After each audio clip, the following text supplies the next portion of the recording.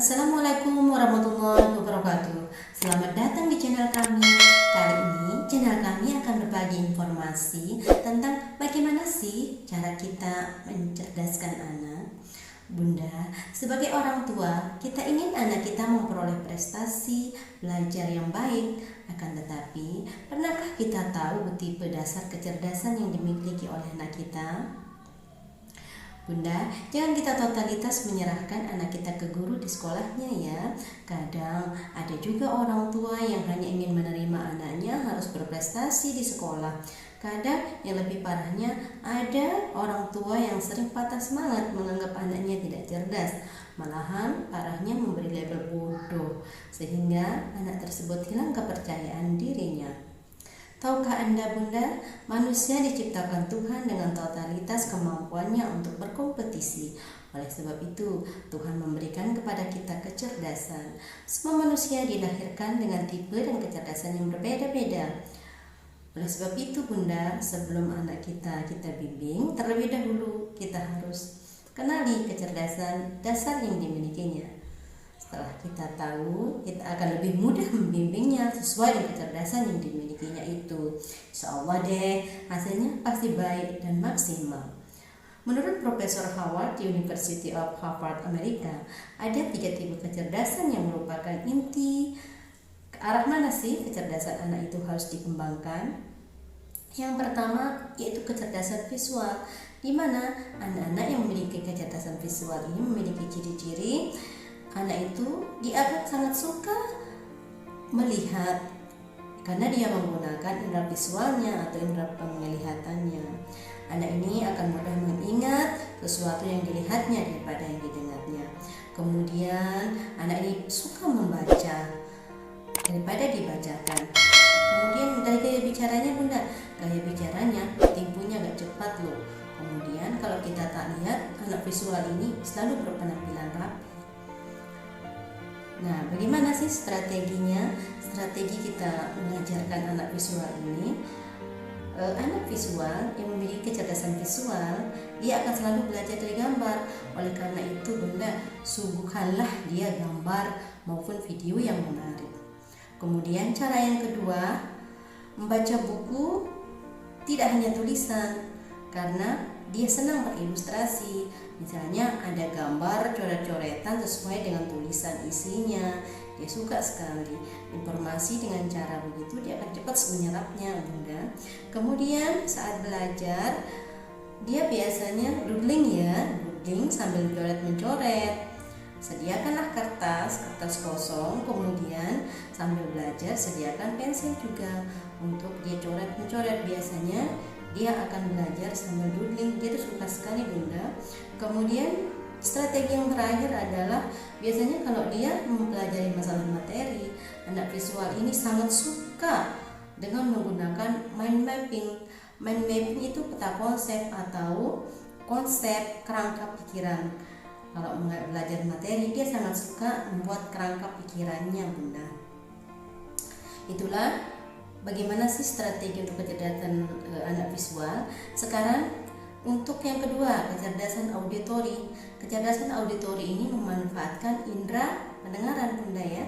Sebaliknya dengan visual, ciri-cirinya anak ini cenderung akan senang untuk mendengar daripada melihat, karena dia akan cepat mengingat dengan cara mendengar daripada melihat. Dia tidak terlalu suka membaca, dia tidak terlalu suka menonton gambar atau melihat gambar, dia lebih suka mendengar.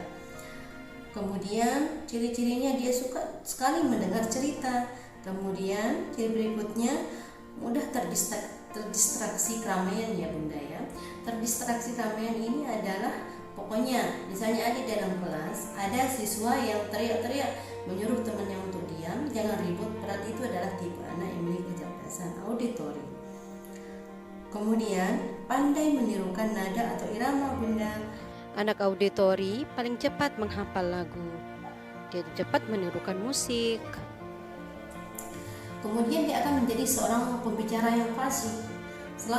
Dia akan selalu tampil ke depan untuk menunjukkan kemampuan berbicaranya.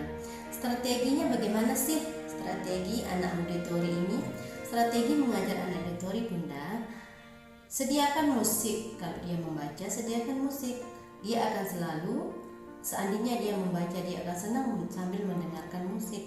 Kemudian strategi yang kedua, biarkan dia merekam. Kalau seandainya dia dalam kelas ya, dia membawa audio untuk merekam suara gurunya, biarkan saja. Kenapa? Karena dengan cara begitu anak itu akan merekam, nanti akan mengulang lagi karena dia memanfaatkan indera pendengarannya, Bunda ya. Jangan menganggap anak ini lain daripada yang lain, tapi begitulah model kecerdasan yang diberikan oleh Tuhan kepadanya.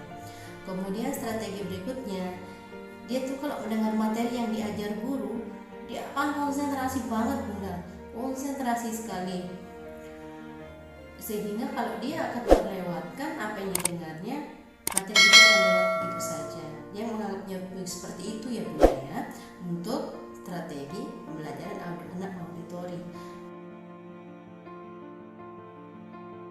Itulah tadi bagaimana strategi pembelajaran yang kita lakukan kepada anak yang memiliki kecerdasan auditori, Bunda. Sekarang kita ke ketiga ya, tipe kecerdasan kinestetik.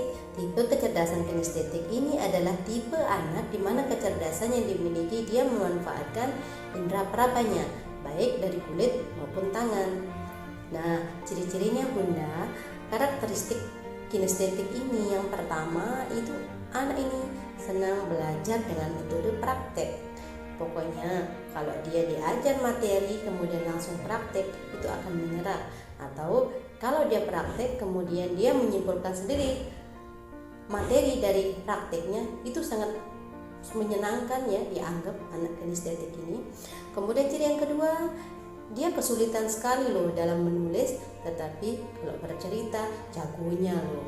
Kemudian yang ketiga ciri-cirinya, Bunda, selalu menyukai aktivitas yang melibatkan gerakan tubuh seperti olahraga, menari, senam, dan sebagainya. Kemudian yang keempat, ciri berikutnya, saat berkomunikasi banyak menggunakan isyarat tubuh. Dia menggerakkan tubuh, entah tangan, entah badannya, entah pundaknya diturun naikkan dan sebagainya. Adapun ciri berikutnya yaitu menghafal dengan cara berjalan atau mondar-mandir, melihat sana sini. Pokoknya dia tidak bisa diam, Bunda. Itu adalah ciri kinestetik.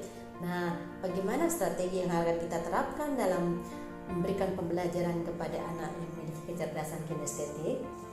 Nah, Bunda, tidak perlu bingung ya atau kesal jika Anda memiliki anak yang tidak bisa diam. Kemungkinan memang dia memiliki kecerdasan kinestetik. Bagaimana sih strategi pembelajaran untuk anak kinestetik? Strategi yang bagus untuk kita terapkan untuk anak kinestetik itu makin kecerdasannya muncul ya. Yang pertama, misalnya kita mau mengajarkan dia berhitung atau matematika, ajak anak itu bermain peran, praktikkan dan eksperimenkan. Kemudian misalnya Anda mengajar berhitung, berperanlah sebagai seorang pembeli dan anak Anda sebagai penjual. Nah, di sana ada interaksi yang terjadi, yaitu bagaimana caranya kita berhitung. Kemudian misalnya Anda ingin mengajarkan ilmu kesehatan, berperanlah Anda sebagai dokter atau anak Anda sebagai dokter dan sebagai pasien. Nah, di sana interaksi di sana adalah banyak ilmu tentang kesehatan yang bisa Anda sampaikan pada waktu interaksi antara pasien dengan dokter tersebut, ya Bunda. Kemudian strategi yang kedua yaitu gunakan alat peraga. Alat peraga tidak perlu yang aneh-aneh, Bunda ya. Yang sederhana saja bisa kita bikin sendiri dari kertas, dari mainan, dari kayu. Yang penting alat peraga itu berfungsi atau bisa mewakilkan materi apa sih yang akan kita berikan kepada anak kinestetik. Karena anak kinestetik ini jarang bisa diam loh Bunda. Dia melompat-lompat, lari, kemudian tidak akan pernah bisa duduk manis seperti anak visual dan anak auditori ya. Kemudian strategi yang ketiga Bunda ya, sering ajak anak keluar rumah. Kenapa? Jangan memaksa anak belajar di dalam ruangan. Kenapa begitu? Karena anak kinestetik memanfaatkan indera perabanya ya Bunda ya. baik indera peraba dari kulit maupun dari tubuhnya. Seperti misalnya dia mau mempelajari jenis-jenis tanaman atau tumbuhan, biarkan dia meraba langsung, menyentuh langsung daun-daunan atau tumbuhan, biar dia merasakan langsung tekstur daun dari tumbuhan itu, bentuk tumbuhan itu. Nah, dengan cara begitu akan langsung informasi yang atau materi yang kita sampaikan itu akan diserap langsung oleh anak kinestetik ini ya. Jangan ingat Bunda, jangan paksakan dia berada dalam rumah atau duduk manis seperti anak tipe kecerdasan anak